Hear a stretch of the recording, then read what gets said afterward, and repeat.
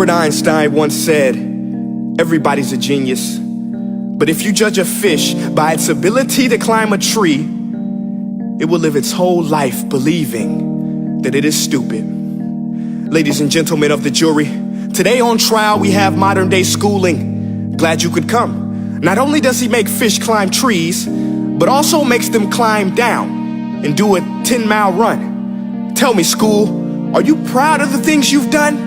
Turning millions of people into robots, do you find that fun? Do you realize how many kids relate to that fish swimming upstream in class, never finding their gifts, thinking they are stupid, believing they are useless? Well, the time has come, no more excuses. I call school to the stand and accuse him of killing creativity, individuality, and being intellectually abusive.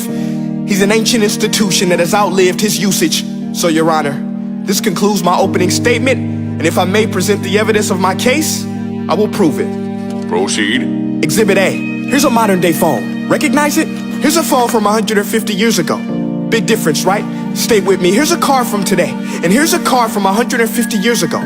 Big difference, right? Well, get this. Here's a classroom of today, and here's a class we used 150 years ago. Now, ain't that a shame? In literally more than a century, nothing has changed. Yet you claim to prepare students for the future? But with evidence like that, I must ask, do you prepare students for the future or the past?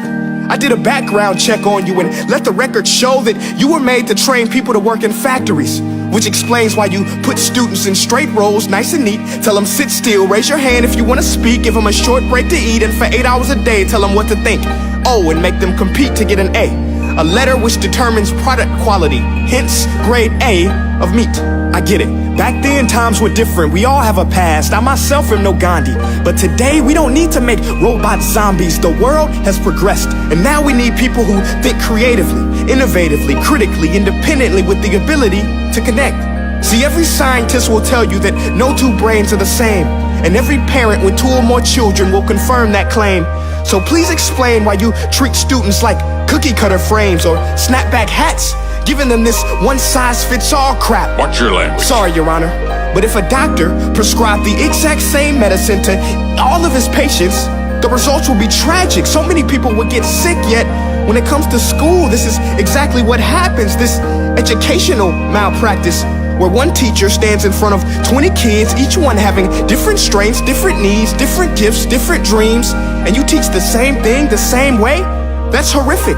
Ladies and gentlemen, the defendant should not be acquitted. This may be one of the worst criminal offenses ever to be committed. And let's mention the way you treat your employees. Objection. Overruled. I want to hear this. It's a shame. I mean, teachers have the most important job on the planet, yet they're underpaid? No wonder so many students are short-changed. Let's be honest, teachers should earn just as much as doctors, because a doctor can do heart surgery and save the life of a kid, but a great teacher can reach the heart of that kid and allow him to truly live. See, teachers are heroes that often get blamed, but they're not the problem. They work in a system without many options or rights. Curriculums are created by policymakers, most of which have never taught a day in their life. Just obsessed with standardized tests. They think bubbling in a multiple choice question will determine success. That's outlandish. In fact, these tests are too cruel to be used and should be abandoned, but don't take my word for it. Take Frederick J. Kelly, the man who invented standardized testing, who said, and I quote, "These tests are too cruel to be used and should be abandoned." Ladies and gentlemen of the jury, if we continue down this road, the results will be lethal. I don't have much faith in school, but I do have faith in people.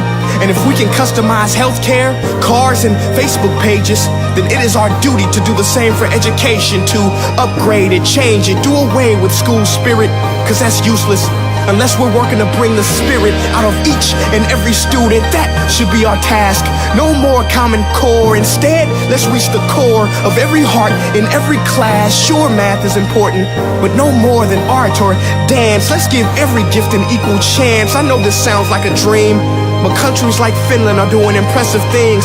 They have shorter school days, teachers make a decent wage, homework is non-existent, and they focus on collaboration instead of competition. But here's the kicker, boys and girls. Their educational system outperforms every other country in the world. Other places like Singapore are succeeding rapidly. Schools like Montessori, programs like Khan Academy. There is no single solution, but let's get moving. Because while students may be 20% of our population, they are 100% of our future. So let's attend to their dreams, and there's no telling what we can achieve. This is a world in which I believe, a world where fish are no longer forced to climb trees. I rest my case.